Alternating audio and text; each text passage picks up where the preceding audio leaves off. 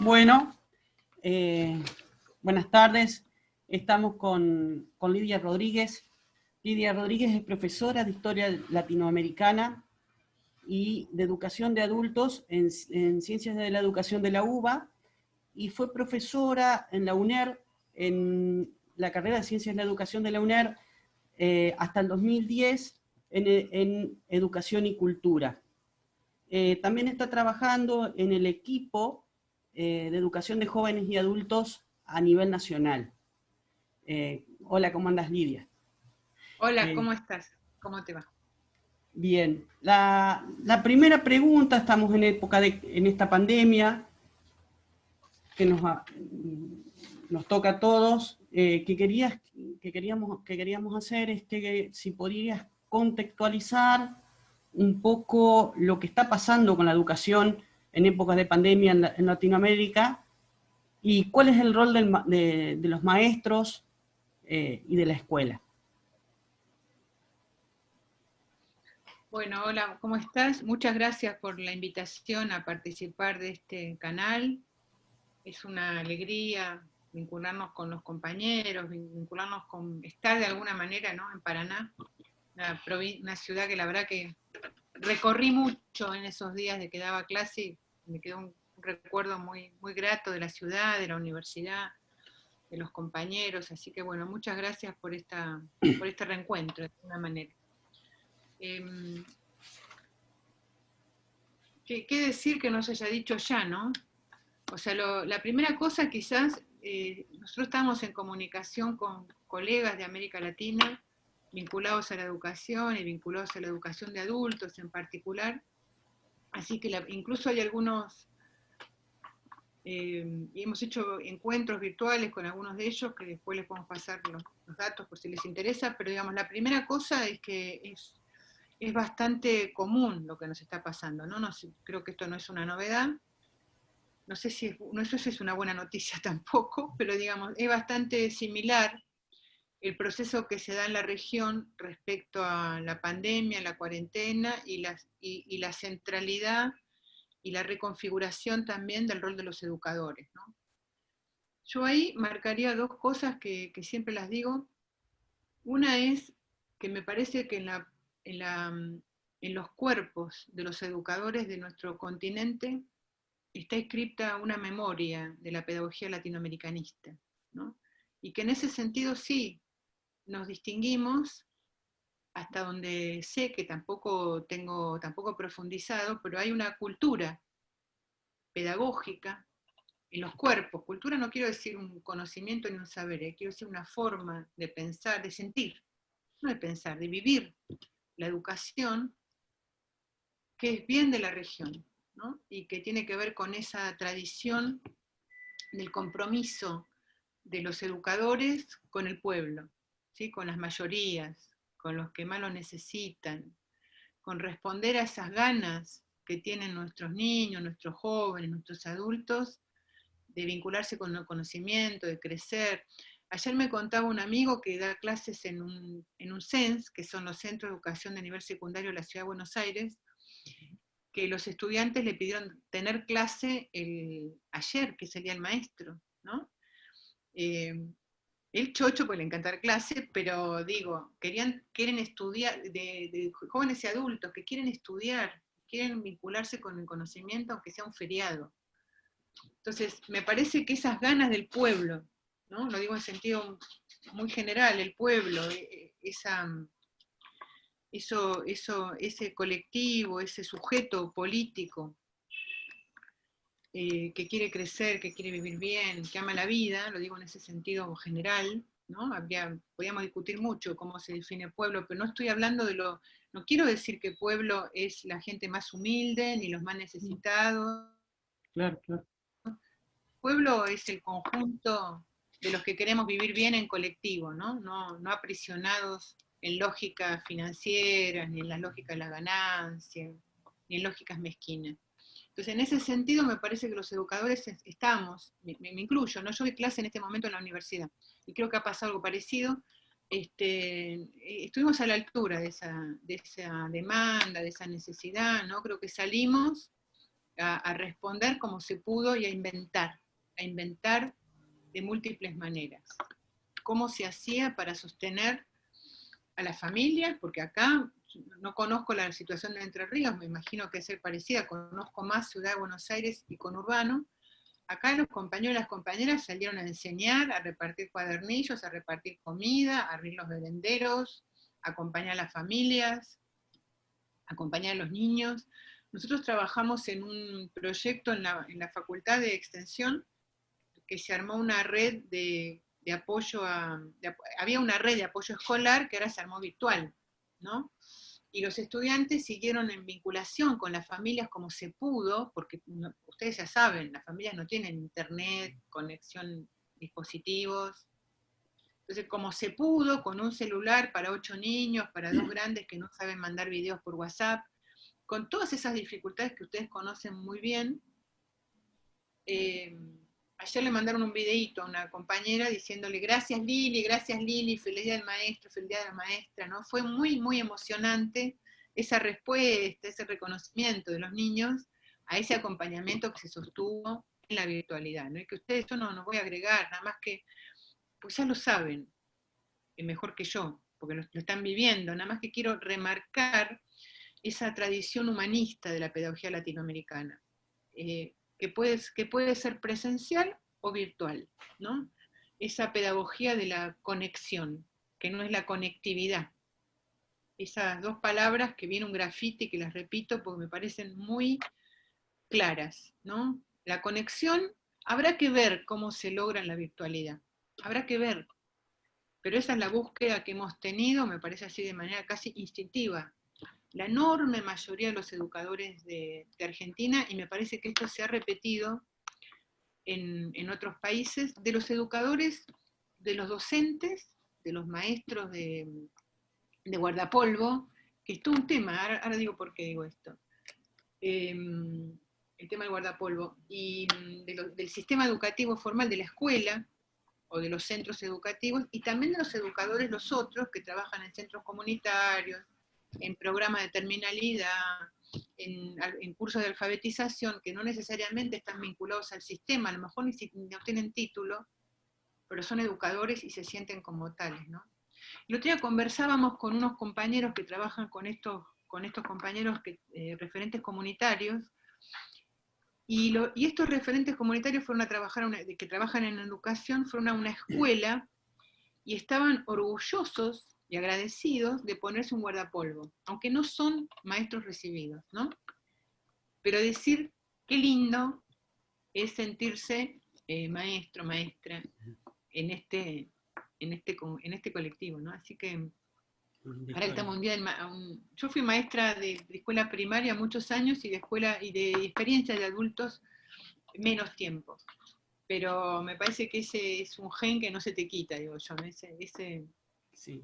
Esa identificación con la escuela, con el maestro. Entonces me parece que hay una memoria, una pedagogía latinoamericana de corte humanista que está presente en los cuerpos y en la cultura profunda de la pedagogía de nuestros profesores, maestros, educadores en general, y que eso se vio en la pandemia. Yo quiero remarcar eso, ¿no? Que eso se vio, esa vocación. Lo digo en el buen sentido, vocación, porque vocación se usa a veces para decir es vocación, es amor y no es trabajo. No, esa vocación de trabajadores que sostenemos un proyecto popular de acceso, de derecho, de garantizar el derecho a la educación. De garantizar el derecho a la educación, ¿qué quiere decir? Y con esto termino la pregunta, de garantizar el derecho al acceso, la terminalidad y el egreso, pero también el derecho a diseñar qué educación queremos. Y en este invento que tuvimos, en este contexto de pandemia tuvimos que inventar mucho y aprender mucho, ¿no? Y eso me parece que es algo muy, muy valioso que tenemos que reforzar. Miren, yo vengo, y ahora sí termino con esto, vengo de una reunión que le contaba recién, donde hablábamos de profesores universitarios y estábamos conversando sobre la necesidad que tienen nuestros estudiantes, que los estudiantes de la universidad no son de las clases altas de la Argentina, son de los sectores medios y de los sectores populares, por suerte, que a pesar de los años del macrismo todavía mantienen cierta posibilidad de acceso, de la necesidad que tienen de vincularse, ¿no? Nosotros empezamos dando clases en la virtualidad diciendo no vamos a dar clases virtuales porque los chicos no tienen la obligación de tener conexión a internet, y tuvimos que empezar, por suerte, tuvimos que darlas porque las pidieron, y la mayor parte se conectan, están en ese horario, en ese día, ¿no? Porque necesitan esa vinculación con el profesor, y lo que es más difícil nos está resultando en la virtualidad, entre ellos, ¿no? Eso lo arman de manera espontánea, pero entonces esa pedagogía humanista latinoamericanista me parece que impregna los cuerpos y la cultura profunda de los educadores latinoamericanos. Yo quiero remarcar eso, porque la batalla que se viene es contra los que dicen educación virtual porque es más barata, porque es más, y un montón de discurso democratizador que esconde que en realidad, a mi manera de ver, el proyecto hegemónico es educación virtual para todos, educación presencial para las élites. Porque lo que se logra en la educación presencial no siempre se logra en la educación virtual. Entonces, eso lo dejo ahí picando como Sí. Por eso insisto en esta perspectiva, ¿no? Muy interesante, comparto. Yo soy papá, tengo un nene de... tengo dos nenes, uno que está terminando la primaria y uno que está en primer grado. Pero cuando le manda el mensajito a la maestra y le manda el cariño, qué bien, qué lindo trabajito, qué sé yo, él le cambia la cara, se pone contento y ya le da ganas de seguir. Por ahí nosotros podemos estar diciéndole, y ayer mi compañera es docente también de joven y adulto, y ayer tenían una reunión por un trabajo de cooperativismo que estaban trabajando. Así que lo veo, y después compañeros que han compartido, ayer se mandó un video también de distintos, el maestro, el profe, el capacitador está presente, ha estado presente.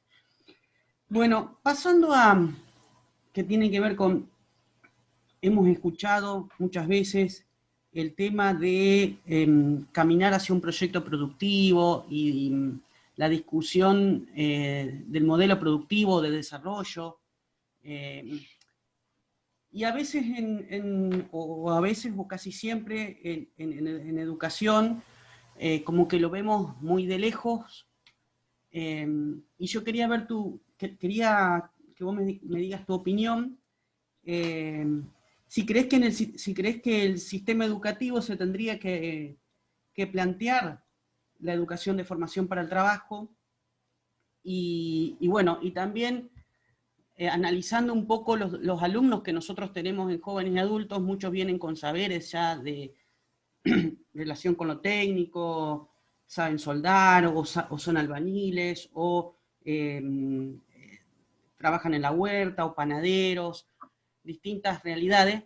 Si vos crees que habría que considerar o estudiar un poco más los planes de estudios, acondicionarlos a otro modelo de país, o no, y hay que brindar otra alternativa, otra cuestión, o profundizar sobre algún aspecto nomás.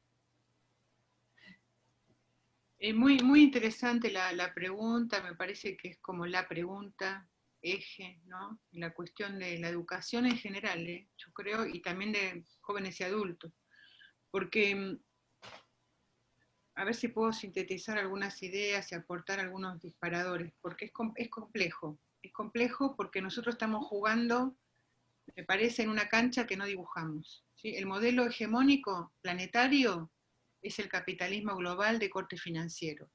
No sé qué va a pasar con esta pandemia, realmente yo no creo, como dice Zizek y otros, que se va a acabar el capitalismo, la verdad que no soy tan optimista, me parece que no. Entonces estamos en un modelo global que no es el que nos gusta, pero que es el hegemónico. Eso lo digo como marco general, que es la primera cosa que hay que tener, me parece clara. No es lo mismo jugar en la cancha que dibujó uno que en la que le dibujaron otros, ¿sí? Se juega diferente, pero se juega diferente. Entonces hay que ver cómo se juega ahí. Esa es una cosa. La otra cosa para empezar, la otra cosa que quiero decir es que me parece que desde el punto de vista que nosotros pensamos la educación solo tiene sentido si acompaña un proyecto político. general, ¿no? Y el modelo productivo y el registro, el modelo económico, está, desde la perspectiva que nosotros analizamos, está subordinado a una lógica política. No es cierto que para el neoliberalismo lo que rige la organización de la sociedad sea la lógica de la economía. Eso no es verdad, porque para que esa lógica se imponga tuvo que haber decisiones de corte político, tuvo que haber normativa, tuvo que haber convenios, tuvo que haber apertura de sectores del comercio. O sea, hay decisiones de tipo político que gestionan y habilitan cierto tipo de lógica económica, ¿no? La regulación bancaria, etcétera. Yo no sé de economía. Pero me parece que no es cierto.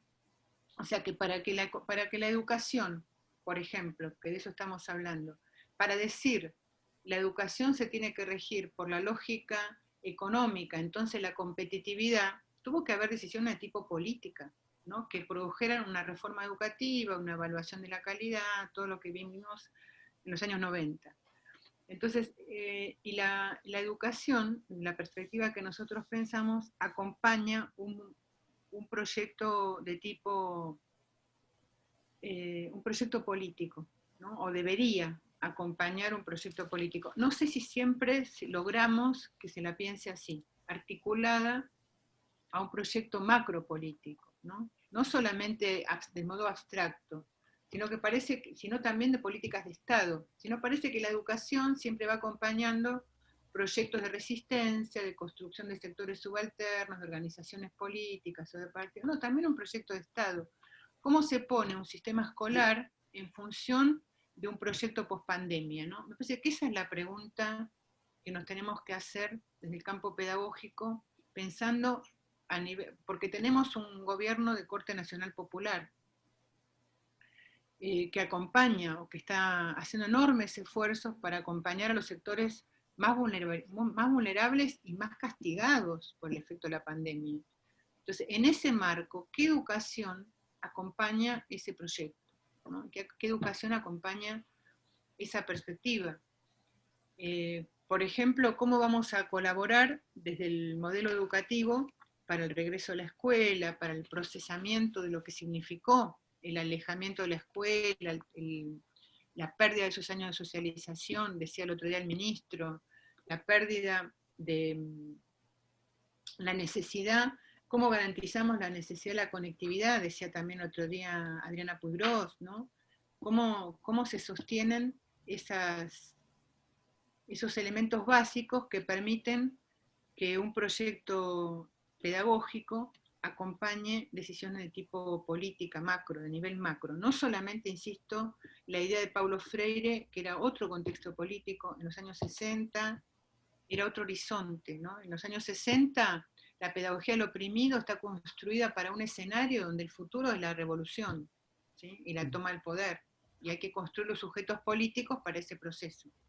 Bueno, hoy tenemos el diario El Lunes, sabemos que la historia fue diferente, que Paulo Freire hizo otras cosas también, que no vamos a trabajar hoy, pero que hizo otras cosas, ¿no? Entre otras ser secretario de Educación de San Pablo, es un lugar muy interesante para ver qué pasó ahí. Pero bueno, me parece que entonces la educación tiene, yo creo, como sentido acompañar la construcción de proyectos políticos populares, y eso incluye también una perspectiva del registro de lo económico, ¿no es cierto? ¿Qué pasa con el terreno de la economía? De esto habla mucho nuestro presidente cuando todo el tiempo está diciendo basta de una economía focalizada en el mundo financiero, vamos por una economía de la producción, del trabajo, ¿sí? Vamos por ahí. Ahora, el problema es que el modelo de 1946, el modelo peronista, no alcanza, porque las sociedades cambiaron, porque el proyecto, o sea, la forma de producción taylorista no existe más, porque el trabajador de fábrica es un sujeto trabajador que no va a volver, ¿sí? Porque hay muchos economistas que están diciendo, acá y en Europa no volvemos al pleno empleo, ¿no? La única manera de garantizar la distribución esto se está discutiendo mucho, es la política impositiva. Eso es lo que garantiza la distribución del ingreso. Entonces, hay modelos económicos que yo no soy de economía, repito, pero que de alguna manera tenemos que ir acompañando desde el proceso pedagógico. Entonces, yo creo que ahí, por eso empecé diciendo, estamos en una cancha que no dibujamos, porque a mí me parece que hay que jugar con muchas variables, ¿no? Ujú. Por un lado, la necesidad de empleo y de salario y de garantizar la vida familiar y garantizar la vida digna en las biografías. Quiero decir, en el corto plazo las biografías individuales. Pero también pensar en una estructuración macro donde lo que está en discusión hoy es la idea de trabajo, ¿sí? Primero, la idea de que el trabajo se asocia, que la única manera de retribución es el salario. No es la única manera de retribución. En algún momento existió la idea del trueque, que no es la que me parece la más así como lógica general, no sé si eso resuelve, pero sí pensar que no es solamente por la vía del salario donde hay una retribución. De hecho, las lógicas de las economías familiares organizan otras formas retributivas, ¿no? Donde no es necesariamente la lógica del salario. Y empiezan a reconocerse como trabajo acciones que ya desde el marxismo se venían criticando, ¿no? Desde la lógica de la reproducción. O sea, todo el trabajo que está muy feminizado del sostenimiento, decíamos en los años 60, de las condiciones de producción, ¿no? Para que el trabajador pueda ir a la mañana tempranito a la fábrica, tiene que haber llegado a su casa, haber encontrado la comida hecha, los chicos bañados, la ropa limpia. ¿Quién hizo todo ese trabajo? ¿No? Está muy feminizado, que está muy escondido como trabajo, ¿no? Porque la señora que viene a mi casa y me ayuda y limpia, acá trabaja. Después va a su casa, hace lo mismo, y ahí no trabaja. Y a mí me pasa lo mismo. Yo cuando estoy en mi casa limpio, después me voy a trabajar, ¿no? Y viene otra persona, y yo me voy a dar clase. ¿Cómo es eso? Entonces, hay un trabajo ahí no reconocido, y además intenta, cuando se hicieron políticas durante el kirchnerismo, donde se vinculaba, ¿se acuerdan? El salario, no me acuerdo ya los nombres que estas cosas fueron adquiriendo, el subsidio, los subsidios, por ejemplo, la asignación universal por hijo y otros tipos, eso no tanto, sino otros tipos de subsidio, que tenían como contraprestación algún tipo de trabajo social, ¿no? A esas mujeres, que eran muchas mujeres, o varones también, que trabajaban, por ejemplo, limpiando la calle, limpiando vidrios o diferentes tipos de acciones, se las llamaba las planeras, de manera porque tenían planes sociales, de manera muy despectiva, ¿no? Yo me acuerdo de mis estudiantes que becarias del CONICET y de la UBA que decíamos, tenemos el plan estudiar, decían ellas como discutiendo esa idea de que se desvaloriza mucho al trabajo real que esas personas realizan y realizaban, en términos de que eran como sectores que no querían trabajar y que tenían que ser subsidiados por el Estado. Ese discurso no murió, lo seguimos escuchando todo el tiempo. Entonces, hay un enorme trabajo que hace la sociedad, mucho del cual está invisible, feminizado, además, por eso la problemática del feminismo y de la mujer es central en esto. Mucho de ese trabajo está feminizado, que es invisibilizado como trabajo. Entonces, ¿y qué es lo que sostiene la posibilidad de que lo que el capitalismo reconoce como trabajo porque le da plusvalía, ¿sí? Por eso lo reconoce como trabajo? Porque cuando alguien va y cumple con un trabajo formal, hay una parte de ese trabajo que no se la devuelve en salario, que se lo queda a la empresa, ¿no? Eso nos enseñó Marx cuando nos enseñó la plusvalía. Vos trabajás 8 horas, pero una parte de lo que vos produjiste no te lo dan a vos. Va haciendo acumulación de los dueños. A eso se le llama trabajo en el capitalismo. Bueno, el trabajo que no produce plusvalía, ¿sí? A eso no se lo reconoce como trabajo. Entonces hay un primer esfuerzo hay un texto muy lindo que estamos trabajando nosotros que se llama, de Carolina Brandari, que se llama No es amor, ¿no? No es amor, es trabajo. Yo hago el merendero por amor. No, es trabajo. Vos al trabajo le podés poner amor, pero eso es aparte, ¿sí? Es trabajo, ¿no? Y nosotros amamos el trabajo. Escuchaba ayer a Dolina ayer no, el otro día, Dolina, que en una entrevista que le hicieron con el presidente, que me hizo reír muchísimo, bueno, Dolina me encanta, me hizo reír muchísimo, Ah, yo que lo vi decía, también. es un genio. Ay, pero se me vio lo que iba a decir Dolina, decía esta gente, porque cuando le quieren sacar un poco el 1% a los grandes capitales, que no significa nada para ellos en la vida real, pero sufren porque aman tanto ese dinero que no lo quieren perder, ¿no? Entonces, el amor a la ganancia, la cosa de avaricia que empobrece la vida de todos,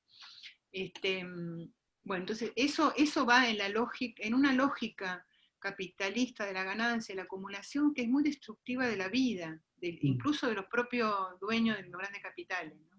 Termina muy empobrecida su experiencia existencial. Un poco la denuncia que hacía el Papa Francisco también.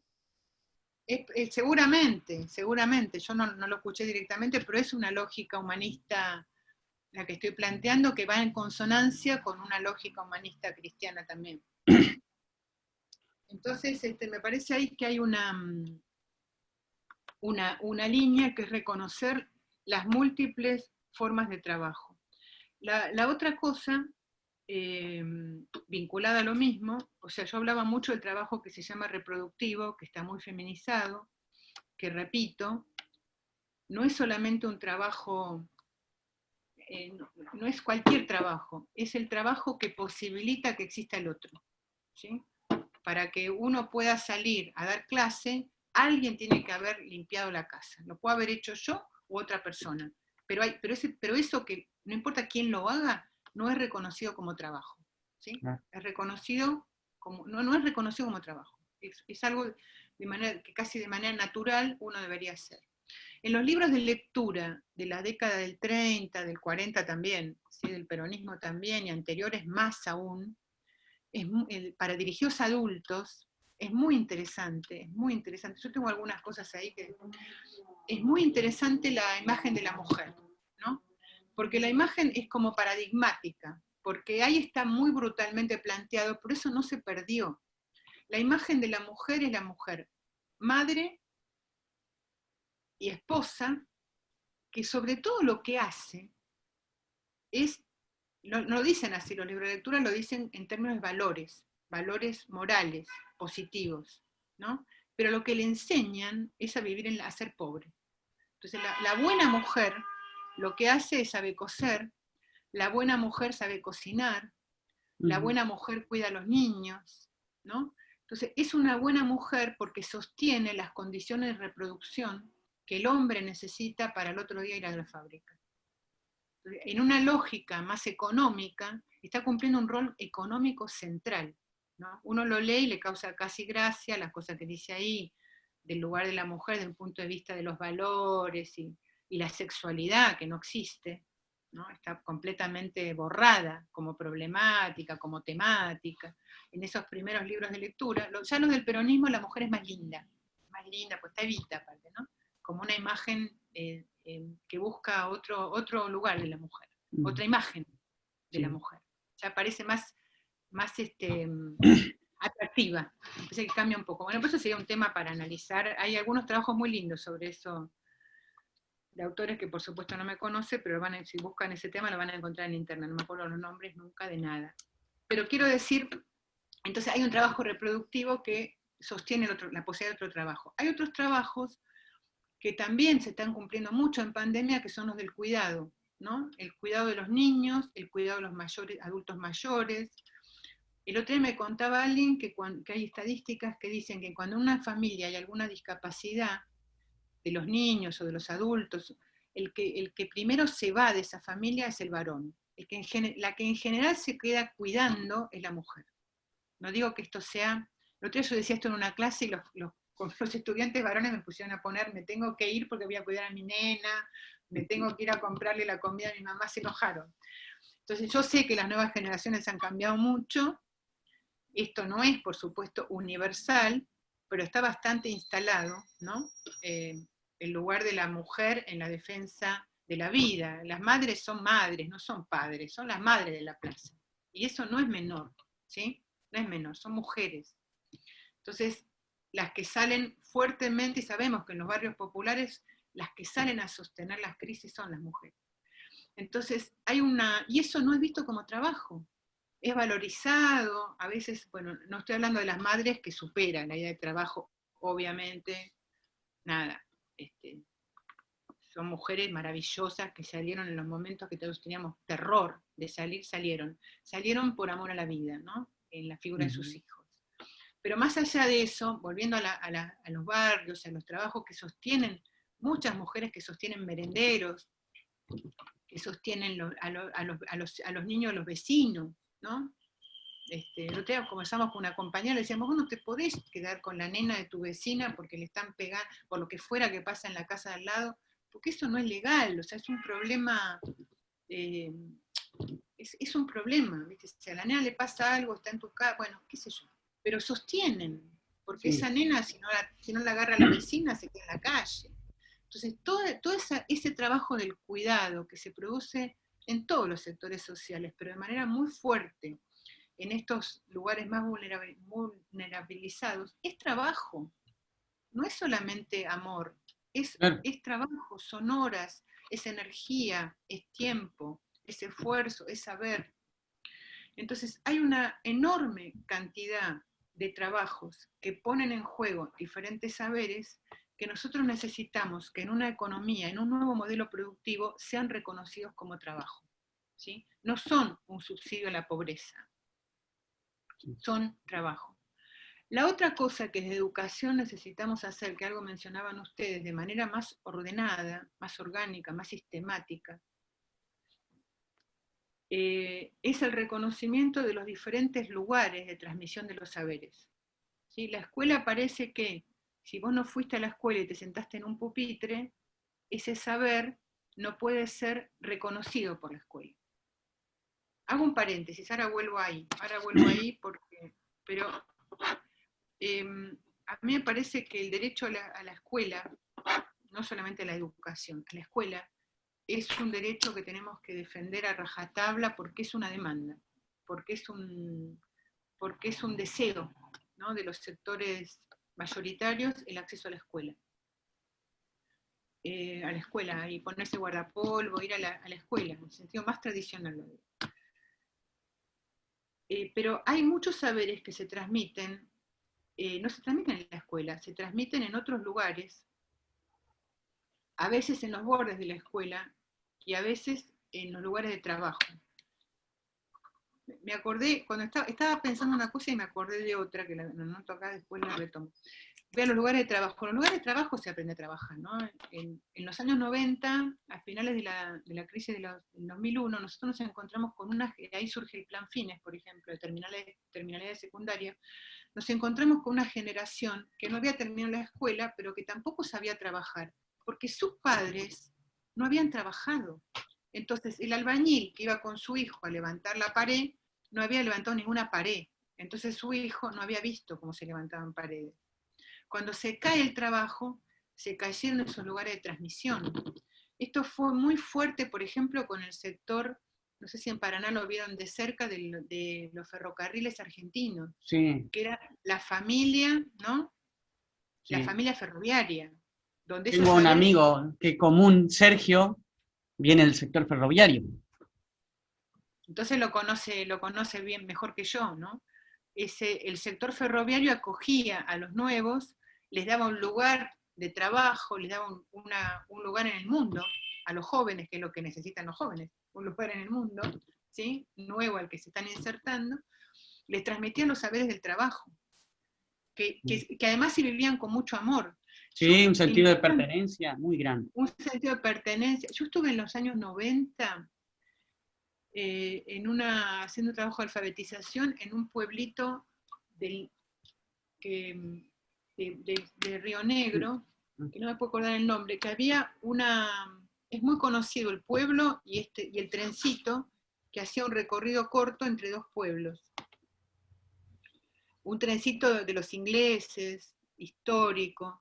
El trencito no andaba, porque se acuerdan, tren que para, tren que muere, bueno, no andaba, como no andaba como se fueron parando todos los ferrocarriles en el menemismo. Pero el que manejaba el trencito lo cuidaba todos los días, lo lustraba, le cambiaba las piezas, lo aceitaba, ¿sí? Después volvió a andar ese trencito. Porque había una cosa de identidad, ¿no? Hemos visto muchos videos de cómo cuando se perdió ese trabajo se perdió una identidad. Pero digamos, los lugares de trabajo son lugares de transmisión de saberes. Y otro lugar muy importante fueron los pozos de petróleo también, ¿no? Otros lugares muy de IPF, los IPFianos también fueron una identidad fuerte, ¿no? No eran solamente trabajadores de IPF, eran IPFianos, eso daba una identidad. Y muchas veces en los lugares estoy pensando, no sé cómo habrá sido en Entre Ríos, pero sí en los lugares de campesinos también están los viñateros, yo me acuerdo haber leído trabajos que hicieron en San Juan, por ejemplo, donde contaban cómo el lugar de transmisión era el viaje. Cuando iban en la carreta hasta el campo, ahí le contaban cómo hacer la cosecha, cómo reconocer la fruta. Ahí los viejos le contaban a los nuevos cómo hacer su trabajo. Esos saberes, que son saberes del trabajo y que incluyen de manera escondida muchas veces cuestiones vinculadas a las disciplinas, ¿no? A la matemática, a la literatura, a la lengua, el vocabulario de los sectores populares analfabetos, suele ser mucho más rico en imágenes, en metáforas, que de los que escriben. Y el tipo es analfabeto, ¿no? No sabe leer y escribir, pero vos lo escuchás hablar y es un payador, ¿sí? O es un cuentista. Mucha cultura. Entonces, esos saberes, mucha cultura oral, mucho vocabulario, además lo vinculo directamente con las materias escolares, ¿no?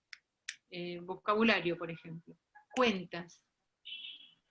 El otro día leía en un WhatsApp una historia un poco triste, pero bueno, que una compañera contaba de otra a raíz de La Noche de los Lápices, que se acordaba de una compañera que desapareció, que estaban en uno de los pozos de la dictadura, y ella le dice a la compañera, no sé ni qué hora es, y ella le dice la hora, y le hace un cálculo por cómo estaba el sol, por la pedacito de luz que recibían, ¿no? Y dice, esto es porque sabía trigonometría, ¿no? Hay otros cuentos menos duros. También me acuerdo, hay un profesor que se llama Marcelo Mariño de Colombia, que trabaja matemática para adultos, que dice, el chico cuando tira el barrilete y le calcula el piolín, está haciendo un cálculo trigonométrico, porque calcula, yo no sé trigonometría, así que no sé qué calcula, pero bueno, calcula un triángulo ahí, ¿sí? Entre la altura, el piolín y el barrilete, en fin. Entonces, hay saberes, sobre todo de la matemática y de la lengua, y seguramente de la química, porque la cocina es un lugar de química, es un lugar donde la química funciona a full. Los remedios caseros. Los remedios caseros. Entonces, hay un montón de saberes que sostienen la vida cotidiana, que se pueden vincular directamente con las disciplinas escolares. No son saberes de jerarquizados, no son saberes de menor valía, son saberes que incluyen cuestiones, insisto, disciplinares. Lo que pasa es que la lógica de la disciplina escolar no los reconoce, ¿sí? No los reconoce porque no entran en su formato. Entonces te puede pasar que un niño que vive en la calle, que clasifica, por ejemplo, que clasifica basura, ¿sí? Después a lo mejor lo pones en la mesita de la escuela y le das unas maderitas y el pibe está tan abrumado con ese escenario que no sabe qué hacer. Y vos decís, no puede clasificar. Y el pibe vive clasificando porque de eso vive. Claro. Eso pasa, ¿no? Entonces, hay un montón de cuestiones de saberes populares vinculados, insisto, no solamente que permiten, o sea, saberes populares que por un lado, yo lo decía el otro día y se entendió mal, por eso quiero insistir con esto. Yo decía el otro día en una charla, son los saberes cotidianos de las populares los que permiten sobrevivir en la pandemia. Los saberes de la higiene, los saberes de la cocina, los saberes de cómo arreglarte si no podés llamar al carpintero, al plomero, al electricista, permiten sobrevivir. Entonces, eso se tomó mal. Algunos entendieron mal. Yo esos saberes los valoro muchísimo, pero además digo, incluyen saberes vinculados a las disciplinas escolares. Entonces, tenemos que armar dispositivos de reconocimiento de esos saberes, ¿sí? Porque esos saberes sostienen la economía capitalista, finalmente. La economía capitalista los invisibiliza, ¿sí?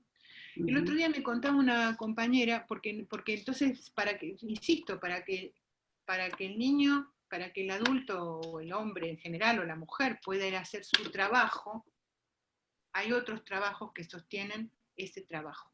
¿Sí? Hay trabajos del cuidado que no son solamente desde el punto de vista humanitario, sino que sostienen la posibilidad de que otros vayan a buscar un salario, otros de la familia, otros de la comunidad, otros del grupo. Y también hay saberes que a veces no reconocidos por la escuela, que yo creo que es el lugar al que todos tienen que tener derecho. Yo creo que eso es, lo insisto, porque digo, no estoy diciendo que no hay que me parece secundario ir a la escuela, ¿eh? Estoy diciendo que tenemos que defender la escuela, pero defender la posibilidad de transformarla a la escuela, también, no solamente de ir a esa escuela que hay, de ir a esa escuela que hay y cambiarla, también. Para poder cambiar esa escuela que hay, tenemos que poder ir. Si no estamos de afuera, es más difícil.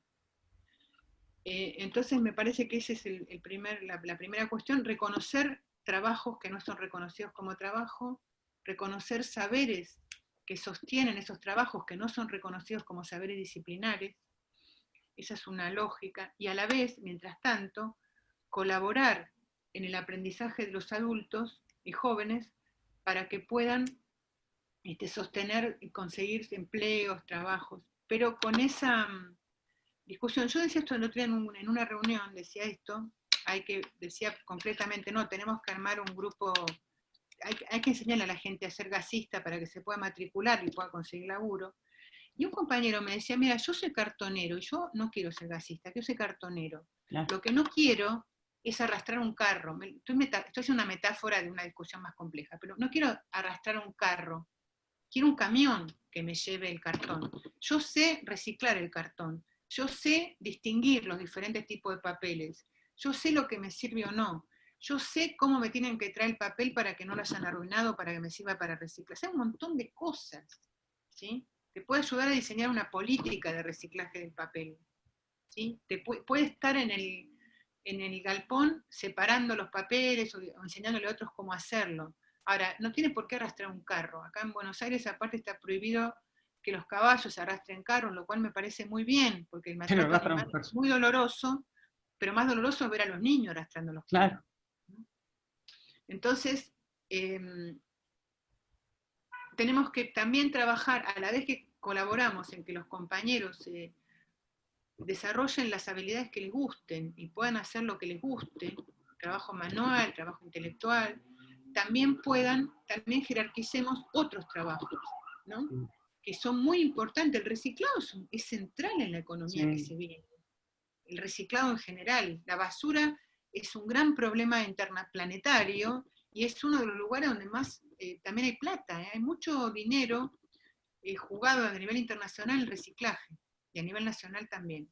Genera dinero el reciclaje. Entonces, es un ámbito de la economía que parece que es los pibitos que nosotros vemos acá con mucho dolor en la ciudad, revolviendo la basura. No los estamos viendo revolviendo la basura para encontrar comida, como sí los vimos, pero sí revolviendo la basura para reciclar, para llevarse cosas para el reciclado que después venden, tiene otros circuitos. Eso no puede ser, pero el reciclado es un trabajo que puede ser jerarquizado, ¿no? Sí. Que debería ser jerarquizado, porque la gente que recicla, las grandes empresas que acopian, ganan mucho dinero con eso. Claro. Entonces habría que jerarquizar. Entonces me parece que va por ahí me parece el juego complejo en lo que tenemos que trabajar, ¿no?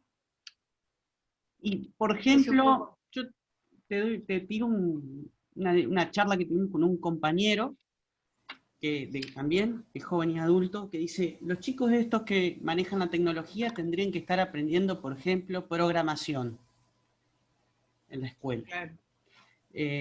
Yo no sé, digo, pero a pensar planes de estudios, eso no tiene que ver con una política, vos lo planteaste al principio que tenía que ver con una cuestión de la política de Estado.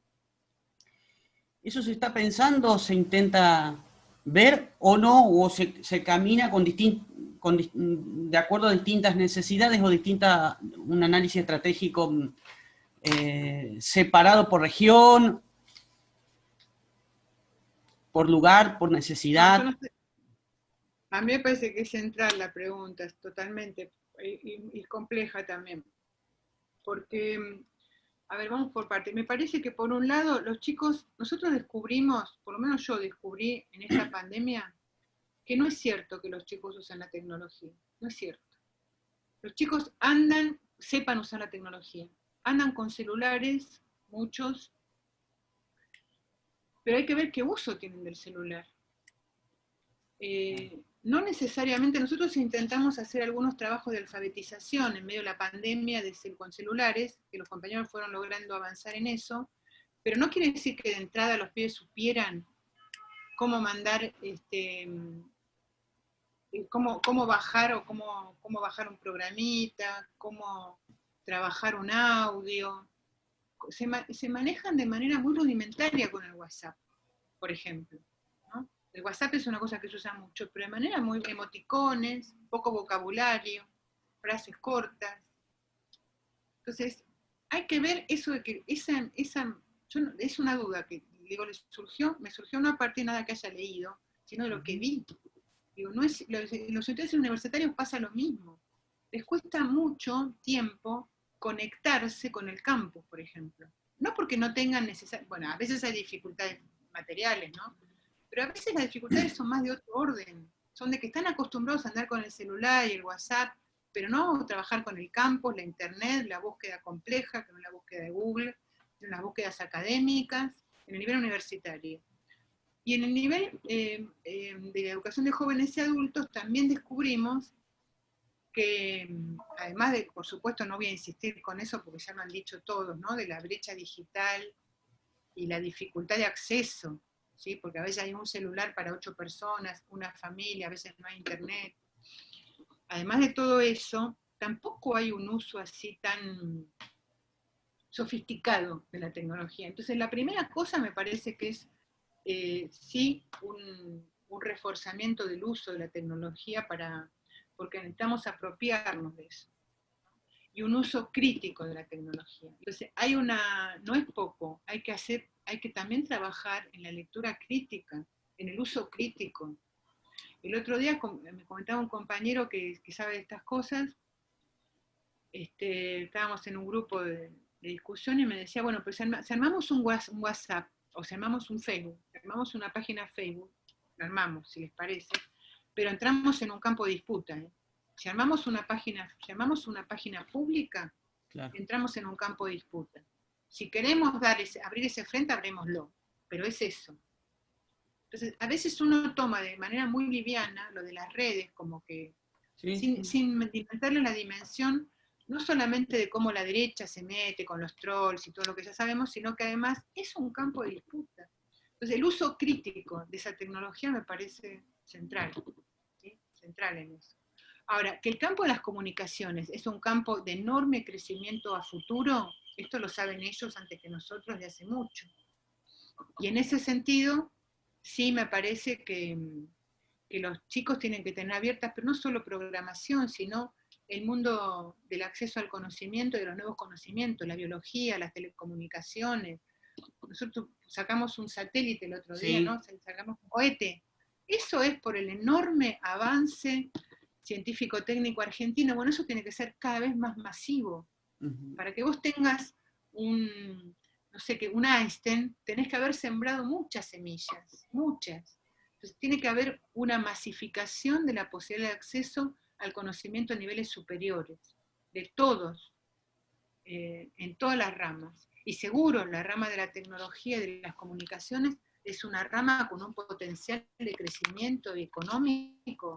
Bueno, ellos lo saben, qué sé yo, preguntale a Clarín, ¿no? O sea, no hace falta que yo les diga, ellos saben el poder que implica económico y político que implica manejar internet, prensa y cable, tener todas las posibilidades de conectividad, ¿sí? Entonces sí, yo creo que eso es un campo de batalla macro que hay que librar, y creo que con nuestros jóvenes y adultos tenemos que trabajar mucho en el uso crítico en el uso, porque no está tan masificado, me parece, el buen uso y el conocimiento del uso, ¿no? Las mujeres a veces, le contaba una compañera que trabaja con alfabetización, tenía un grupo de mujeres, de las cuales muy pocas tenían acceso al celular, pero además muy pocas sabían usar el WhatsApp y una sabía hacer un video. Eso hay que masificarlo, ¿sí? A mí me parece que no está tan masificado como por lo menos yo suponía, ¿no? Todo el mundo tiene un celular, hay que ver cómo se usa ese celular. Vieron que dicen que en Argentina hay 80 celulares y somos 40 millones o algo por el estilo. Hay más celulares que gente, parece, en el mercado. Sí.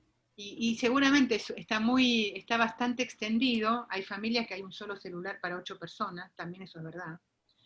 Pero está bastante extendido el uso del celular, pero no necesariamente, hay que ver cómo se usa, ¿no? ¿Cuál es el uso que se hace de eso? Bueno, Lidia,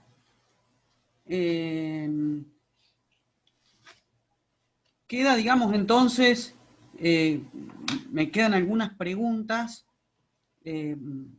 digamos, por ejemplo, ¿cuál fue el rol en esta pandemia?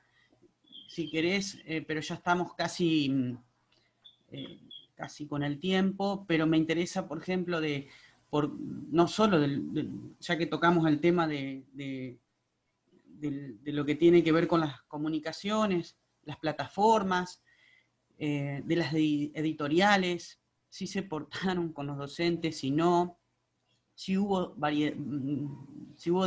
diversidad, digamos, en esos, en el trato. Yo tengo entendido, por ejemplo, no sé qué versión tenés vos, que por ejemplo hay editoriales que daban el tomo 1, pero después lo otro, si hay algún análisis de eso. Es que no conozco, sinceramente no conozco, y apareció, la verdad que no, sinceramente no conozco. Nosotros lo que tratamos de hacer de entrada fue, desde la Coordinación Nacional de Educación de Adultos, fue subir todo lo que había posible en la Biblioteca Nacional del Maestro, que sí ofreció muchísimos materiales digitales. Porque el otro problema de la distribución de los materiales que apareció, incluso con los cuadernillos que mandó el Ministerio de Educación, es la pandemia. O sea que mandar un cuadernillo desde Buenos Aires a un pueblito perdido de Catamarca, había que evaluar el riesgo. Por Claro. eso muchos materiales había que hacerle todos un procesamiento, se los mantenía en cuarentena, se los limpiaba, no era así fácil, había que tener mucho cuidado para que no fueran mecanismos de contagio también, sí. El material o la persona que lo lleva, ¿no? Sí. La persona que viene de Buenos Aires, que es un foco infeccioso importante, a un pueblito que no conocía el COVID, capaz que de buena voluntad el camionero llevó el bicho. Sí. Entonces había que tener mucho cuidado, bueno, no es un bicho, ¿no? Pero bueno, llevó el virus. Había que tener mucho cuidado con esa distribución. Entonces la verdad es que no tengo información, sinceramente. Tampoco me enteré que haya habido donaciones masivas de las editoriales en papel. Sí hubo editoriales, Eudeva, por ejemplo, durante los primeros días de la cuarentena, ofreció material gratuito para bajar en digital. Fondo de Cultura ofreció algunos materiales digitales, pero más de literatura. Más de literatura estoy hablando que de materiales escolares, ¿no?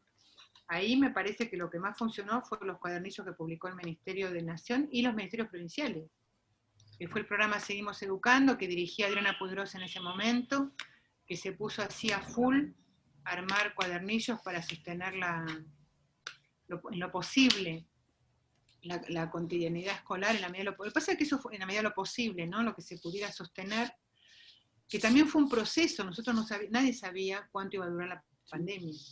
Entonces, una cosa es sostener el proceso educativo durante 3 o 4 meses. Hemos tenido huelgas docentes de 3 o 4 meses y no se interrumpió. Ahora, esto está durando más, ¿no? Va a durar el año. A esta altura, va a durar el año, entonces ya a esta altura, me parece que yo coincido con lo que vos decís. Tengo mi nieto que también lo veo como se sienta así frente a la tablet, feliz de que la señorita le diga, hola, ¿cómo estás? Feliz, ¿no? Y por ahí uno le dice lo mismo y no tiene el mismo valor. Entonces, pero no todos los niños tuvieron esa posibilidad, no todos los niños tienen una tablet, ni un celular, ni una mamá que lo siente con la señorita.